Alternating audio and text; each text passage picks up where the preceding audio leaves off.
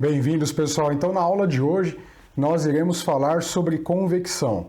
Convecção já é um momento que você está preparado para observar, dado que você já se familiarizou um pouquinho com os conceitos de condução térmica, e você vai ver que conforme o curso avança, a gente vai dependendo cada vez mais da fundação que a gente está preparando. Convecção ainda faz parte da fundação, mas já é um assunto um pouco mais elaborado, então vamos seguir com a aula aí hoje. Vamos lá. Então vamos lá, pessoal. Temos aqui então a nossa taxa de transferência de calor por convecção, também de forma conveniente, chamada de lei de resfriamento de Newton, tá? Essa ideia aí, vamos ver, entender o que é essa equação aqui. Olha só, ele também é uma taxa, né? Uma taxa, lembra? O conceito taxa sempre significa que é alguma variável, alguma grandeza física por segundo, né? Ou por tempo, né? A ideia é tempo aqui. Sempre quando você fala em taxa aqui de transferência, você está falando do quanto que essa grandeza x ela é transferida no tempo, é uma taxa, né? E aí, portanto, temos o pontinho, igual lá o de condução que você já viu, né? Então, vamos lá. A taxa de convecção é igual ao coeficiente de transferência de calor por convecção, normalmente descrito pela letra H minúsculo, a área da superfície onde está exposta a convecção, né, onde está ocorrendo a convecção, a temperatura da superfície menos a temperatura do ambiente. Esse símbolo aqui é infinito, né? É o seguinte, então imagina aqui que você tem uma superfície qualquer aqui, né? Você tem uma superfície qualquer aqui, e aqui ela está a uma temperatura T, né? Essa temperatura T, se ele for aqui uma resistência cerâmica quadradinha, tá? Ela é maior do que a temperatura ambiente, que vai estar a 20 graus, por exemplo. Vamos dizer que aqui nós estamos a 120 graus Celsius, nessa temperatura. Então ela está maior. O que acontece, pessoal? Olha só como a coisa vai encadeando uma coisa com a outra, né? Vamos olhar aqui essa superfície que a gente acabou de desenhar aqui no cantinho, né? Essa que a gente acabou de desenhar, vamos desenhar ela em corte. Então, supondo que a gente está aqui com um microscópio eletrônico de varredura que permite ver até os átomos, né? Então a gente começa a ver que tem uma camada aqui em cima do material que é dos átomos, né? Se isso pudesse ter sido congelado, do gás, né? Essa que é a ideia. E aí, o que acontece? Se você puder medir a temperatura aqui, você vai ver que aqui está praticamente a 120 graus, igual à superfície. Porém, na camada superior de gases, né? Se o gás está parado, você já tem uma temperatura um pouco menor. Essa temperatura vai caindo, né?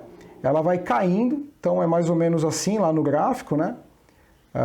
Aqui você tem X, aqui você tem temperatura, o X0 é aqui, ó, na superfície quente, que é o zero, então a temperatura está muito alta lá, e conforme ela vai se afastando, ela vai caindo, até que isso aqui, ó, é camadinhas, são camadinhas de moléculas do gás que vão caindo, porque uma vai transmitindo para a outra, mas lembra, aqui no gás, se você voltar lá na aula anterior, as moléculas estão muito afastadas.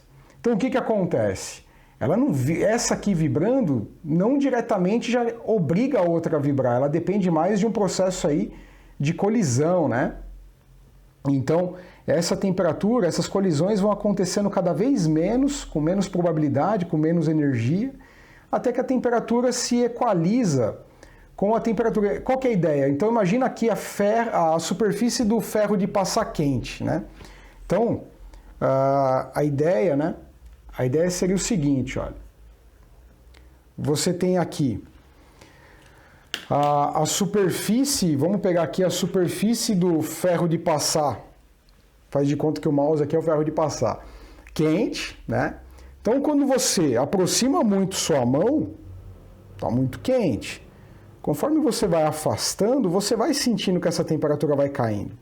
Até um ponto que você distancia tanto que você já não sente que tem um ferro de passar ligado ali. Claro que se você fizer assim, por convecção natural, você ainda vai sentir o calor. Mas se você fizer assim, né, o calor está emanando e indo para cima aqui, olha só. Está fazendo assim, né? O calor emana nas camadas adjacentes, mas por convecção, por conta que o gás quente está menos denso, conforme a gente discutiu sobre densidade, ele começa a subir. Então, nesse sentido, aqui a distância de sensação da sua mão é até menor. Aqui você sente quente, quente, aqui já quase que não. Quando ele já está fazendo totalmente a curva, o último raio aí de moléculas ainda quentes e colidindo e tendo aqui uma interferência, né? Chega um ponto que ela para e você não sente mais que tem um ferro de passar a partir dessa mão, né? Você não sente mais, né? Essa que é a ideia. Aqui você sentiria mais, porque o calor está em linha para cima, subindo, a densidade está promovendo aí o processo aí, do empuxo, né? Então, vamos lá. O que você vai ver aqui? Essa que é a ideia, ele vai equilibrando. Então, esse T infinito, né? Esse T infinito é o T ambiente, tá? Então, vamos lá, olha só. O Qconv, como eu lhe disse, é uma taxa, né, que é igual a um H. Esse H, pessoal, esse H aqui, ele é watt metro quadrado grau Celsius, tá? A gente vai discutir um pouquinho mais esse H hoje aí. Mas ele é watt metro quadrado por grau Celsius, já te adianto, ele depende da área, né? Depende da área. É uma taxa que acontece na superfície, né? E não ao longo do objeto de análise, ele acontece na superfície, é um efeito superficial. A condução acontece através do material estudado, né? Que pode ser inclusive um gás parado, mas é através, aqui é na superfície. Vezes a área dessa superfície, que é o metro quadrado, né? Vezes grau Celsius. Esse grau Celsius é do ΔT. A diferença de temperatura entre a superfície, aqui no exemplo, 120, né? Menos a temperatura ambiente. Então, esse aqui é o nosso T infinito, né? E esse aqui é o nosso TS, tá? Então, seria 120 menos 20, que daria 100, né? Grau Celsius. Então, aqui está a análise dimensional. Então, é watt igual a watt metro quadrado grau Celsius, vezes metro quadrado, vezes grau Celsius. Esse metro quadrado se cancela com esse da área. Esse grau Celsius se cancela com este, sobra watt, né? Por isso que aqui é uma taxa. Se você isolar o H, né? Então, olha só, você mantém o H aqui, passa o AS para baixo, passa esse ΔT para baixo, fica dessa forma, rearranjando a equação aqui. Então, lógico, você já vai ter aqui o quê? Que H, que é este valor aqui, que são estas unidades, né? Aqui é AS, aqui é ΔT, olha só. Então, você tem o Qconv, que é a taxa em watts, a área, que é o metro quadrado, e o ΔT, que é grau Celsius. Isso nada mais nada menos resulta em watt metro quadrado por grau Celsius, que é o próprio H, tá? Olha só, aqui nós temos o perfil de fluxo e de temperatura na superfície submetida à convecção. Vamos entender isso aqui. Lembra que eu estava falando agora há pouco aqui, ó, dessa história de como é que as moléculas vão transmitindo o calor? Aqui fica um pouco mais claro. Vamos imaginar que você tem aqui uma parede, tá? Uma parede, tá? E nessa parede ela está quente, ela está emanando calor, né? O termo bom aqui é emanando o calor da parede, né? E aqui é uma distância que parte da parede e vem se afastando, né? Então, olha o que acontece com a temperatura. A temperatura na parede está alta, está T, está igual à temperatura da parede. Conforme você vai afastando, aumentando essa distância, essa temperatura vai caindo, conforme a gente acabou de fazer o exemplo da sua mão próxima à superfície do ferro de passar quente. Até que uma hora estabilize, chega no próprio T infinito. Esse é o perfil de temperatura que você tem de um processo de convecção a partir de uma superfície quente. Agora, olha que legal. Essas moléculas, que estão próximas, a molécula do gás, o átomo do gás, né, depende do tipo de gás, né? Em geral a gente fala de moléculas quando é gás, em geral, mas também o hélio, por exemplo, o gás hélio seria átomo, né? O hélio é um gás nobre, ele acaba na forma estável só sendo o hélio mesmo. Agora, por exemplo, vapor de água, H2O, dióxido de oxigênio, CO2, são moléculas, né? Então, eles tendem a aderir, né, num processo aqui, eles ficam aderidos às primeiras camadas do gás de molécula, eles ficam aderidos à superfície, então eles não se movimentam, tá? A velocidade deles aqui é muito baixa nesse processo. A gente vai discutir bastante, pessoal, um pouco mais para frente, para isso ficar claro para você, a mecânica dos fluidos envolvidas nisso. A gente vai tratar um pouquinho do conceito aí, né? Dar uma introduzida nesse conceito de camadas, camadas limites, sistemas de transferência para você entender melhor. O H, pessoal, eu vou discutir um pouquinho mais ele, mas você calcula. E é realmente uma variável um pouco mais complexa aí, né? Mas você vai entender, vai tirar de letra isso daí. Então, olha só, nesse princípio que eu estava te falando, as primeiras moléculas aqui, elas estão fixas. Logo, a velocidade da molécula em relação à superfície é estática, é velocidade zero. Conforme ela se afasta mais da parede, ela é mais capaz, o gás aqui, olha só, eu estou falando de ar aqui. Veja que aqui eu não estou falando, pessoal, muito importante essa distinção aqui. Eu não estou falando da velocidade do elemento, da velocidade da molécula em específico, como a gente discutiu no nosso discernimento do que era a temperatura, que era nada mais nada menos do que a vibração dos átomos ou das moléculas, né? E que quando muito quentes vibram muito mais do que quando muito frias. Aquele era um assunto, aqui eu estou falando de outro assunto. Aqui eu estou falando da velocidade do comportamento coletivo do ar. Eu estou falando dele como um gás e não olhando ele como molécula, tá? Ele como gás. É claro que a molécula que está encostada aqui, né? Se você olhar qualquer molécula encostada nessa superfície, ela está em alta temperatura, nessa temperatura aqui, portanto ela está vibrando muito mais do que qualquer outra, tá? Vibrando muito mais do que qualquer outra. Mas a velocidade do gás como um todo, tá? Se você pudesse medir com um anemômetro aqui, a velocidade bem rente, isso a gente não teria aqui equipamentos simples, os laboratórios que fazem isso, com equipamentos um pouco mais elaborados, são especializados, mas o tipo de medição aqui te mostraria que é o comportamento do fluxo, é o fluxo do ar como um todo aqui nas adjacências da superfície, ele tende a zero.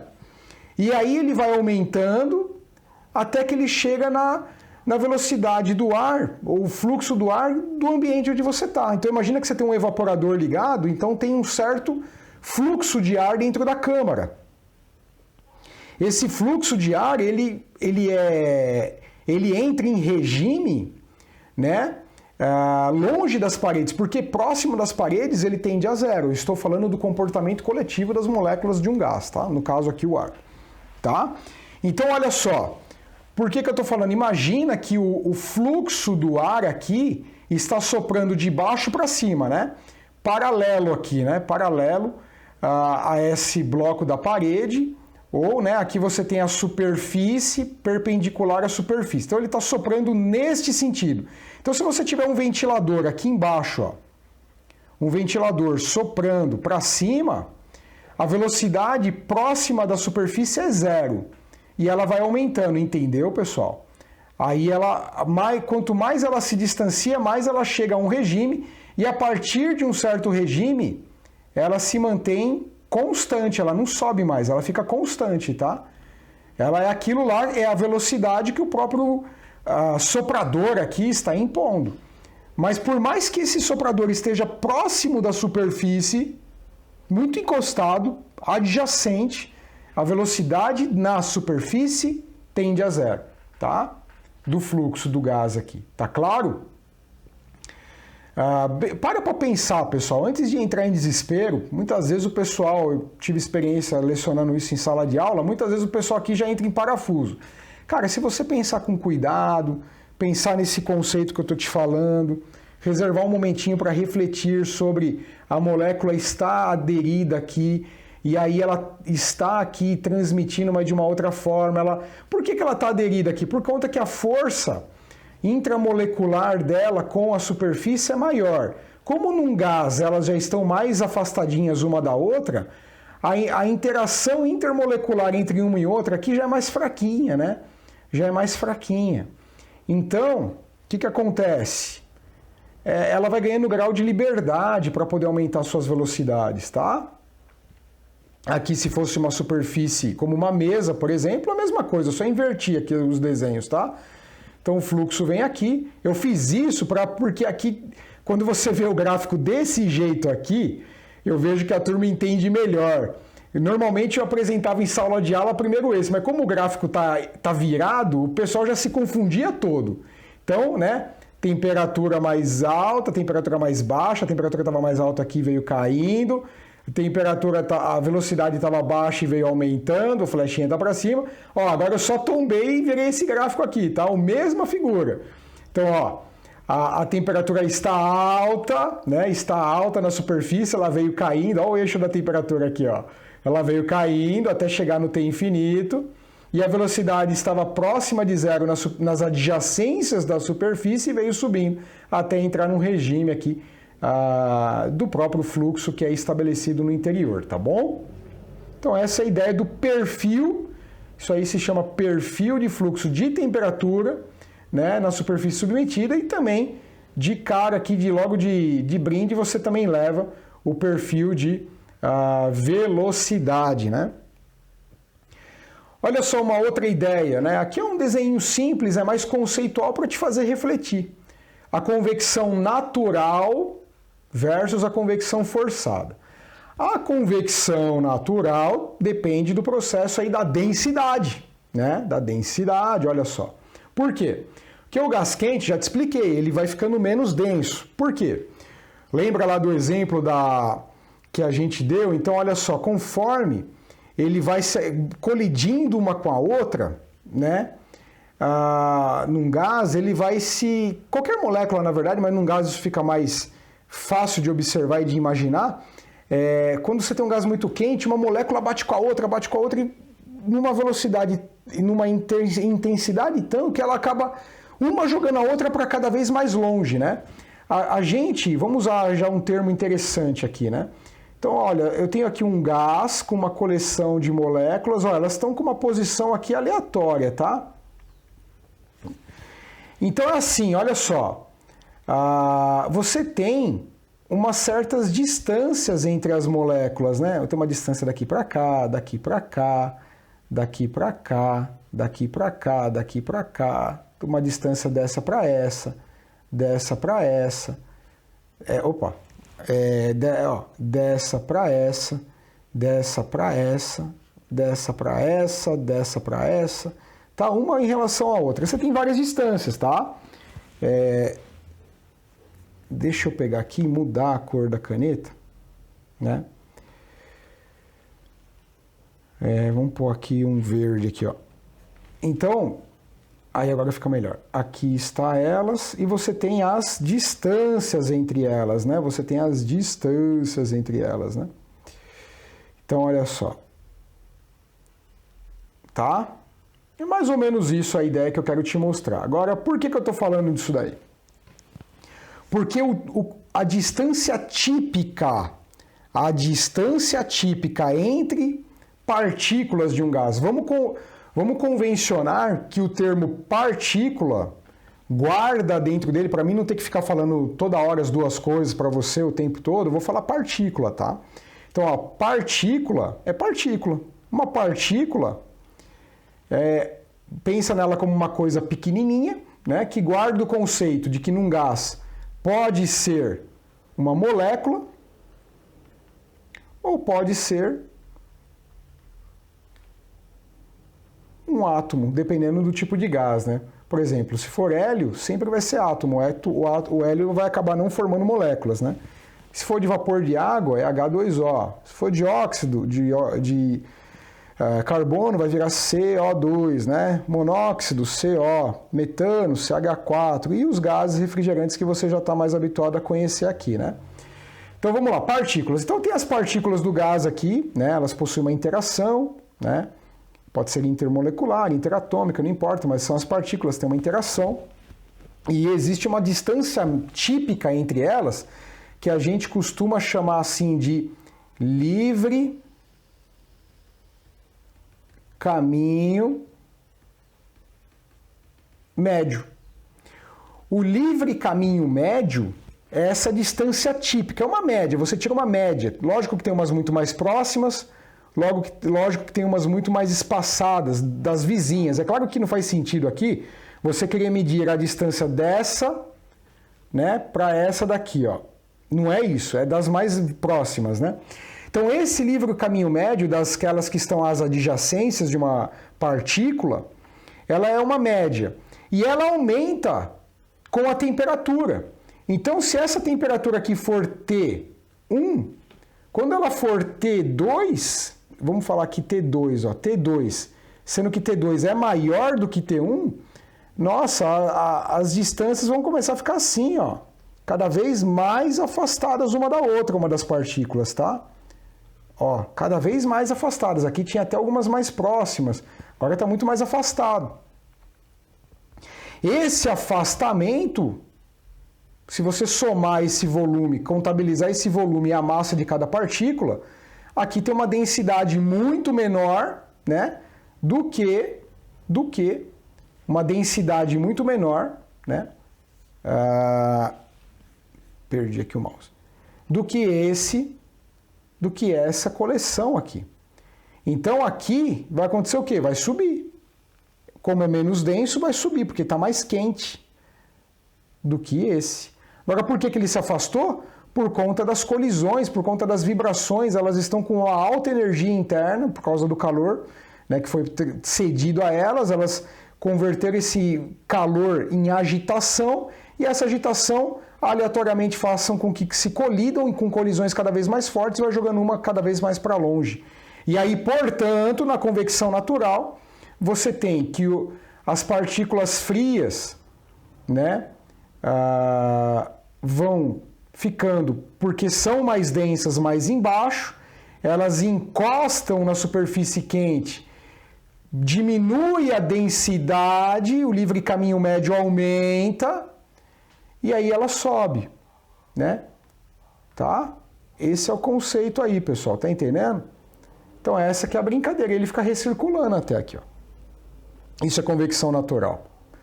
A convecção forçada, né, depende de onde tem uma fonte de fluxo, um promotor de deslocamento de um fluxo de um fluido, né, que aqui no caso é o ventilador, ele promove o deslocamento positivo de um fluido, nesse caso, e ele impõe um regime, ele impõe uma direção, ele dita a regra da direção, não é esse, é esse aqui. Aqui é conforme a densidade, aqui é o que dá, onde ele está direcionado, meu amigo, aqui não tem como ter espaço à convecção natural, porque ele está impondo um fluxo nesse sentido, tá? Olha, lembra lá do K de condução? Né? Lembra lá do K de condução? Então, olha só. O K é watt por metro por grau Celsius. E o H, conforme a gente viu no começo da aula? Olha lá. Olha aqui, ó. Porque da onde veio? Dessa área aqui, ó. Pensa aí quando eu te expliquei isso aqui. Dá uma pensada, ó. Área. Tá? E o H, watt metro quadrado por grau Celsius. A condução ocorre através do objeto de análise. A convecção é um efeito observado. É um efeito observado na interface da superfície com o fluido. Então, mais especificamente, a convecção ocorre nas interfaces. A condução ocorre no interior de qualquer análise que você faça. Então aqui pode ser um bloco rígido, sólido, pode ser, você quer contabilizar, você tem um gás parado aqui, né? Como se você tivesse a capacidade aqui, por exemplo, e existem situações assim mesmo, bem tranquilo, você tem aqui um gás parado, sem invasão nenhuma, guardadinho dentro de um ambiente fechado, sem nenhuma influência externa. E aqui você tem uma temperatura, você pode ter outra aqui que é só por condução. Então isso pode ser um gás, um líquido. Imagina um banho-maria, né? Você pega e vai aquecer a marmita por banho-maria. Você deixa a água quietinha lá, quieta, mas ela está quente, mas está quieta, né? Despreza a convecção natural. Ela está esquentando a marmita por condução, né? Por condução. Beleza? Só para a gente tentar imaginar um pouquinho melhor. Então, condução é através. Convecção é análise de interface. O que é interface? O que você está querendo dizer, Rafael? Aqui está esse bloco aqui, ó, visto em corte. Né? Aqui nessa caneta é um pouco mais difícil, na caneta digital. Estou aprendendo, estou melhorando isso aqui. Então, aqui estão as partículas do gás. Então, é nesta interface, é isso que eu me refiro à interface. A interface entre a superfície estudada e o fluido como objeto de interesse. Tá legal? Na interface. Como é uma interface, obrigatoriamente entra a história de área. Como é através, o K, obrigatoriamente entra a história de espessura, ΔX. Como é através, eu dependo das temperaturas nas extremidades do objeto de análise. Como é na interface, é a temperatura da interface, que é a superfície, em relação à temperatura ambiente no infinito.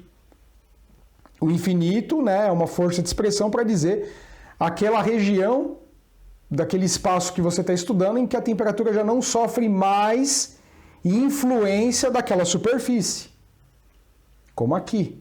Né? A temperatura estava alta, veio caindo daqui para frente, meu amigo. A temperatura não cai mais, ela fica em regime estável.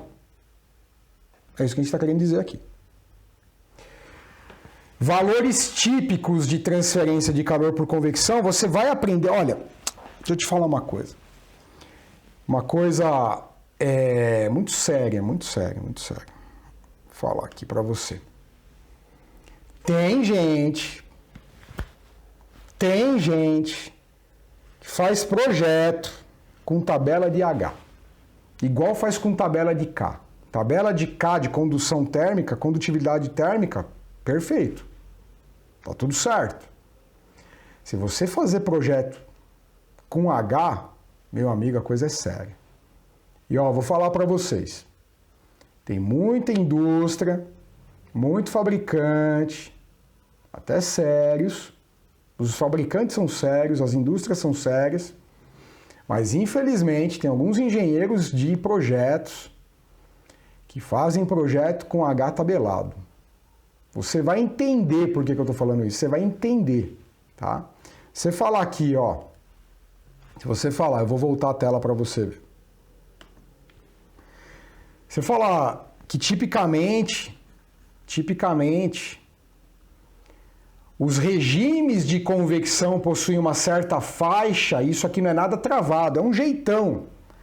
Não significa que 501, ó, se for, por exemplo, aqui, ó, 501 já não é mais convecção natural. Não, não é essa análise que você tem que fazer. Só assim, ó, olha, o jeitão de convecção natural está nessa faixa. Você vê que ele se sobrepõe aqui, né? Ó, a convecção natural forçada de gases, ó, aqui é a natural, convecção natural, aqui é a forçada. Pode ir de 10 a 1000, a natural pode ir de 0,5 a 500. É um jeitão, cara, entendeu? Mas não dá para dizer, não dá para você usar a tabela de H e você vai entender, porque ainda é muito prematuro você entender o porquê que não dá trabalhar com tabela de H. Ah, mas eu vi, o meu professor me ensinou e o cara é um monstro. Eu vi um cara de uma empresa aí falando que dá para trabalhar com H de convecção. Cara, não dá, cara. Não dá. Relaxa, não dá.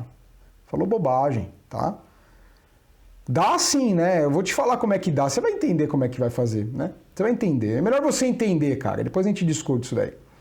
Então, ó, convecção forçada, convecção natural de gases, tipicamente. Não é que isso aqui é travado. Pode ser 0,1, pode ser 0,1. Pode. Aqui é um jeitão, pra você ter uma ideia da magnitude, entendeu? Convecção natural de líquidos, essa faixa. Convecção forçada de gases, costuma ser nessa faixa. Convecção forçada de líquidos, costuma ser nessa faixa. Ebulição e condensação, costuma ser nessa faixa. Tá?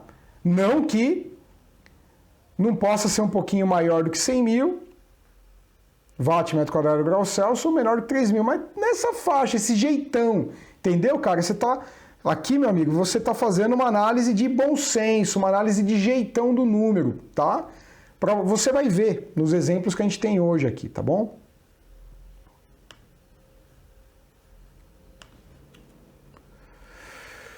Então vamos lá, você conhece alguém que trabalha com câmeras frias aí? Então, pois bem, se você conhece essa pessoa, espero que você seja uma delas, então você já vai saber algumas coisas interessantes agora.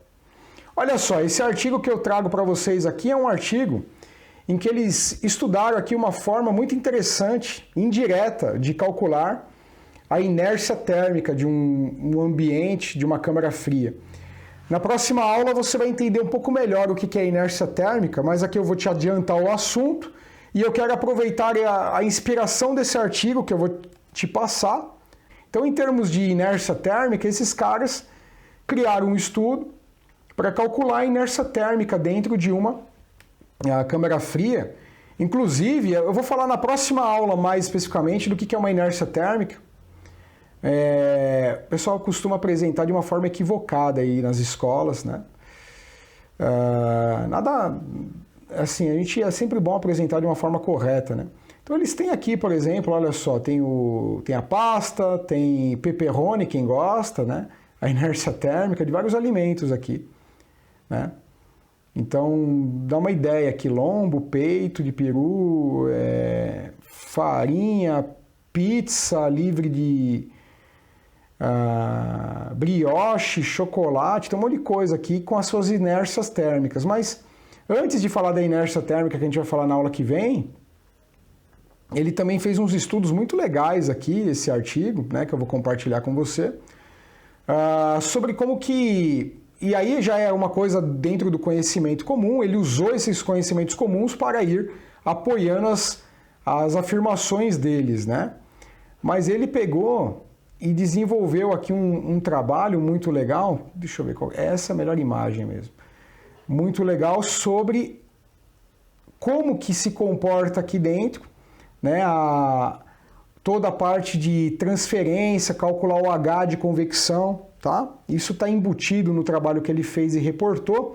Aqui nesse paper que você vai receber é o resumo do trabalho dele já. Tem a descrição metodológica aqui no tópico 2 em diante, né? Ele descreve o passo a passo do raciocínio dele, mas vamos lá. Então o que eles fizeram, né? Eles mediram as temperaturas na superfície, visando também calcular a inércia térmica, mas eles também calcularam os impactos do calor conduzido de fora para dentro, tal, o H de convecção. Então vamos lá, eu quero mostrar isso para você. Então temos aqui a nossa planilha, né? Temos a planilha, igualzinho lá, copiei a figura deles, tá? Está referenciada, vou te compartilhar o documento deles, né? E eu montei aqui o seguinte, uma situação um pouco hipotética, né? Próximo do que eu já vivenciei, do que você também vivencia, né? Então, olha só, peguei aqui, ainda não estou trabalhando aqui com Ks compostos, mas estou trabalhando aqui por enquanto, antes de avançar mais com você, com K de condução de material único, né? No caso aqui o poliuretano expandido, que é esse, tá? Só para facilitar. Então imagina que todas as paredes dessa câmara fria tem esse valor aqui de K, tá? Vamos desprezar qualquer outra coisa, é isso. A temperatura na entrada do evaporador é de menos 15. A temperatura na entrada do evaporador, pessoal, a temperatura na entrada, presta atenção, do evaporador, a gente dentro de uma câmara fria que está com ventilação forçada, que tem um fluxo e tal, qual que é a temperatura ambiente de uma câmara fria? A temperatura ambiente da câmara fria, né?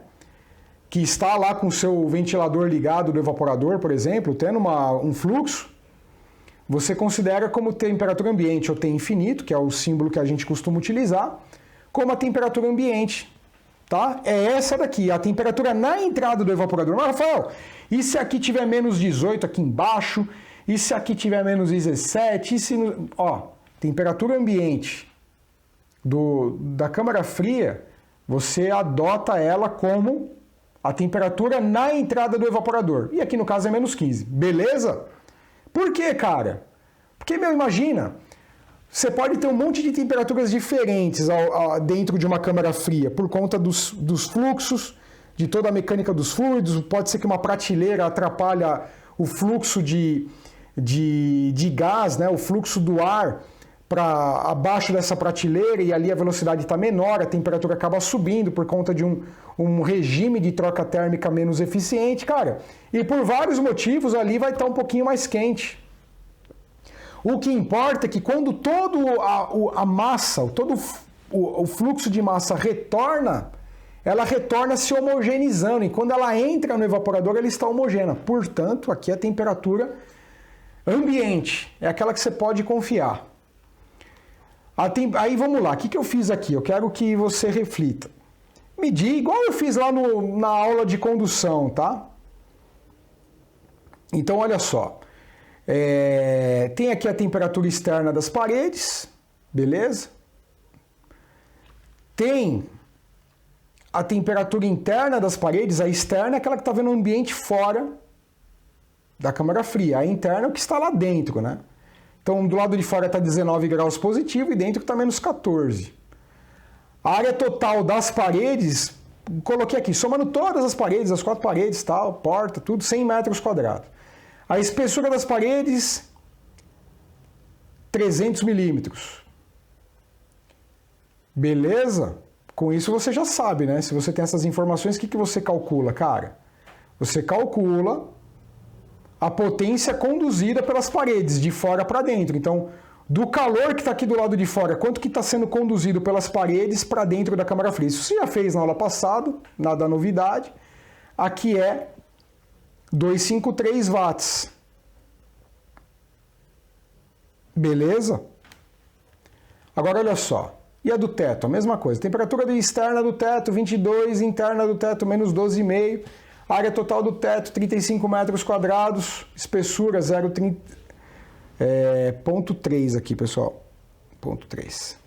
Ponto 3, tá? Ponto 3. Qual é a potência conduzida pelo teto?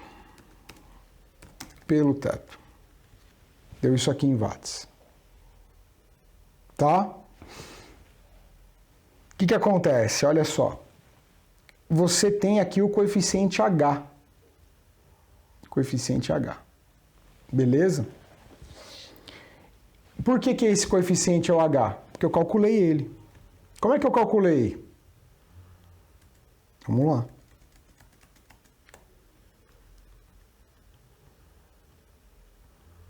Eu usei essa fórmula aqui, ó. Logo aqui na apresentação, te falei do QConv, H, AS, TS menos T infinito, que é o teu ambiente. Falei, ó, quero isolar o H. Passo AS para baixo, ΔT para baixo. Então, você tem esse H, conforme eu expliquei no começo da aula, que é uma potência que emana de uma superfície. A potência que emana de uma superfície é o seu QConv, seu Q de convecção, sua taxa de calor de convecção. A S é a área dessa superfície e o ΔT é a temperatura da superfície menos a temperatura ambiente, que você já está mais aí agora familiarizado. Então, nada mais, nada menos, como sempre, eu peguei e coloquei aqui a fórmula, né? Então, olha só. H10, quem que é o H10, pessoal? É o que? Ó, tô voltando aqui para você ver. Tá vendo? Estamos olhando, pessoal, para essa equação aqui, ó. Então, ó, vamos de novo.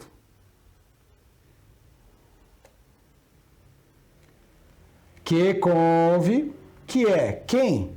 A potência que está sendo conduzida pelas paredes para dentro, que é o H das paredes que eu vou calcular aqui. Dividido por quem? Pela área vezes TS menos T infinito.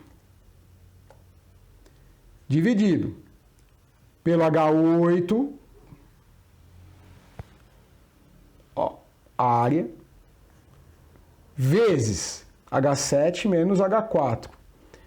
H7, temperatura interna, da qual está emanando o calor, porque o calor está emanando da superfície interna das paredes para o ambiente. Em referência, a temperatura ambiente aqui dentro é a temperatura do evaporador, menos a temperatura do evaporador. Beleza? Por isso que aparece o H4 aqui. Então, esse é o H das paredes, o coeficiente de convecção. Da mesma forma, calculei aqui o coeficiente de convecção das paredes, tá? Das paredes. Então, primeiro, eu quero que você reflita, né, em pelo menos 4 casos, né? Você tem aqui já... Eu quero que você primeiro refaça essas equações, que você chegue aí na tua casa, apague. Depois de ver minha aula, apague e faça essa conta, cara. Faz no Excel e faz no caderno também. No caderno você fixa e no Excel você já aprende a ter isso aí montado. E quero também que você vá mexendo, ó. Mexe no impacto aqui do evaporador para ver o que no K de condução das paredes e ver o que acontece com os Hs, mexe em tudo. Por quê? Pensa nisso. Por que está mexendo? Claro que por que está mexendo? Porque você está aumentando a taxa de calor pelaquela área, né? E também uma relação à temperatura infinita, é claro que o H aumenta. Reflita, pessoal, reflita, ó. Desculpa, menos 20. Se der negativo como deu aqui agora, significa que é o seguinte, qual que é a temperatura menor? A interna da parede. E a maior? A entrada do evaporador. Peraí. Está esquentando, quer dizer que o evaporador está esquentando a parede. Né? Está esquentando, porque aqui, ó, se ele está numa temperatura maior e aqui está menor, significa que esse calor está sendo transmitido do ambiente para esquentar a parede. Nada impossível. Mas você não quer isso, né? Você quer que, na verdade, o ideal é que a temperatura da entrada do evaporador esteja sempre menor. Em regime, é claro, dei startup. Claro, meu amigo, se você der startup, vai estar tudo mais quente do que a entrada do evaporador. Mas em regime isso não devia acontecer. Em regime não, né? Tá certo? Quando isso acontece em regime, você tem uma coisa séria, né? Você não tem mais um sistema sendo refrigerado, você está aquecendo as paredes, né? Então, se você colocar qualquer número aqui, ó, aí vai, na verdade, vai estar vindo o calor da entrada do evaporador para aí a parede, né? O que não faz o menor sentido, tá certo, pessoal? Aí você tem que pensar, claro, em situações transitórias, pode. Na hora do startup, numa parada, num degelo, pode até acontecer, mas fora isso, muito difícil. E aqui também eu fiz a mesma coisa para o teto. Então eu sei, como a gente fez na aula passada, até então eu sei que a potência conduzida pelas paredes, a potência conduzida pelo teto, e calculei os Hs. E esse H está certo, está errado, bom, ruim? Vamos olhar lá a tabela que a gente acabou de discutir, ó. Então isso aqui, pessoal, é para te dar um jeitão, né? O jeitão dos valores, né? Como eu estava falando. Então olha só, convecção natural de meio a 500. Convecção forçada de gases, natural de gases, forçada de gases. Aqui é de líquido e líquido, né? A gente estaria aqui, 10 a 1000. Mas caramba, deu 2 e 1. Cara, tudo bem. Como eu falei, olha, Esses valores aqui não são rígidos, na verdade é um jeitão, é uma ordem de magnitude para cada tipo de regime. Você pode ter forçado a um? Pode, já é bem menos provável, mas pode. O que você tem que parar para analisar é se você queria isso mesmo. Porque quando você tem um H maior, significa, né, olha só, para H maior você está tendo mais transferência de calor e massa, né? Por quê? Porque, olha, ele troca melhor. Na ebulição e condensação, você tem muita troca de massa, você tem muita transferência de massa, porque aqui está condensando ou sofrendo ebulição, tá vendo? Não só envio de calor, como de massa, de uma situação para outra, entre fases, né? Então é muito maior o H. Ou em regimes onde se troca mais calor mesmo individual, né? Então, o que acontece? Quando eu falo calor individual, é que não está tendo necessariamente uma troca de massa, uma transferência de massa, mas sim, lógico que sempre tem a massa envolvida, mas é mais envolvendo a transferência de calor. Agora, se o número está um pouco pequeno, você tem que pensar, cara, eu queria que estivesse resfriando melhor aquela região.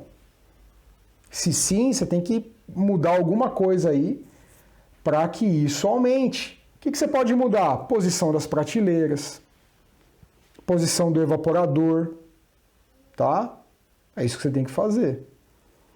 E medir de novo. Você pode medir. Veja, pessoal, isso aqui tudo é uma análise que você faz com um termômetro bom. Mas voltando aqui, olha só. Você tem, então, esses números. Um H maior te daria uma certeza que, se estivesse pelo menos dentro da faixa de gases, convecção forçada de gases, você teria a certeza, né, nesse caso, que você teria ali uma componente importante de transferência de calor do interno da parede para o evaporador, né? Agora, se essa temperatura aqui para você tá boa na parede e tá aceitável, tudo bem. Se essa parede tiver com uma temperatura muito maior, tipo, sei lá, vamos falar 0.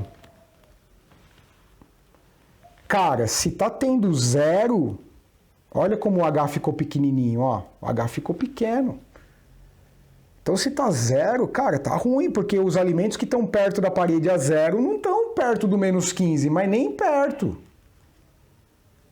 Tá? Agora, se você tiver aqui com 14, menos 14, já melhorou. Se você tiver com menos 14,9, olha para onde vai esse H. Olha a tabela. Já entrou no regime de forçada. Volta para lá.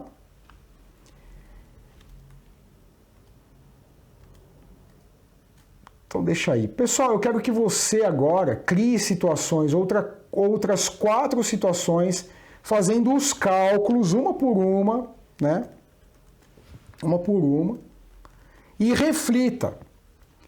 Precisa me apresentar, me mandar por e-mail? Não. Com essa explicação que eu te dei, e sentando, analisando com calma, você vai conseguir refletir sobre o que está acontecendo, cara. Tá? Aqui, ó, não se assuste quando você receber, é só o textinho aqui, mas a célula aqui está livre. Ó. Qualquer coisa que você digite aqui, a equação, ó, igual, tal, aí ele já volta ao normal, tá? Para quem não mexe com Excel, só estou avisando aí, tá? Então, pessoal, ó, mais uma vez, tá? Mais uma vez, pela minha experiência, eu digo para você, normalmente começa a chegar nessa faixa, os estudantes começam aí a despipocar de perguntas. Não existe uma pergunta ruim. Claro, a pessoa está fazendo uma pergunta, está desconfortável com aquele conceito que nunca viu, tá certo perguntar. Mas eu estou falando de aprendizado, estou falando para você aprender, cara. Para e pensa. Fica variando aqueles valores, cria 4 casos ali. Você varia só uma temperatura, depois no próximo do lado, na outra coluna do lado, você varia um pouquinho mais aquela temperatura para cima, para baixo, qualquer uma das temperaturas, vai variando todas elas. Vai vendo o que acontece. Olha para a tabela, vai pensando no que você quer. O que você quer de uma câmara fria? Que na verdade toda ela esteja o mais homogênea possível, numa temperatura mais próxima possível do desejado. Vai fazendo essa análise. Faça a análise dimensional das equações que eu te passei. Isso é importante. Chega nessa fase daqui para frente, muita gente começa a sentir mais desconforto e começa a se perder no curso. O que eu quero convidar você é, primeiro, confie em você. Você é uma pessoa inteligente porque você se interessa por aprender mais. Você está aqui, eu estou falando com você. Acredita, senta, calma. Algumas pessoas vão ter que dedicar uma meia hora, algumas pessoas vão ter que dedicar 3 horas e algumas pessoas vão ter que dedicar 2 dias. Particularmente eu sempre fui do esforçado. Eu sou muito mais esforçado do que você imagina. Inteligência, não nasci assim, não nasci com esse conhecimento, eu fui buscar. Cara, se eu te mostrar, eu cheguei a copiar livros à mão para aprender o que eu sei hoje. Por um tratamento de dislexia que eu fiz aí ao longo da vida. Então, cara, se esforça, senta, pensa, se dedica, tem que se dedicar. Anota. Eu aprendo muito assim, anotando. Parece que para mim funciona melhor. E para ser humano funciona bem, segundo estudos. Então, calma. Fala assim, ai, professor, eu não entendi o H, explica o H de novo. Eu expliquei. Posso te explicar de novo, mas calma. Olha de novo o vídeo, volta lá, reflita, vê as unidades, reflita. Compara com as aulas anteriores, olha os números, como ele se comporta. Olha os exemplos que eu te citei aqui agora. Então vamos lá. Olha que interessante aqui. Eu quero só te chamar a atenção numa das coisas que está nesse mesmo artigo que você vai receber.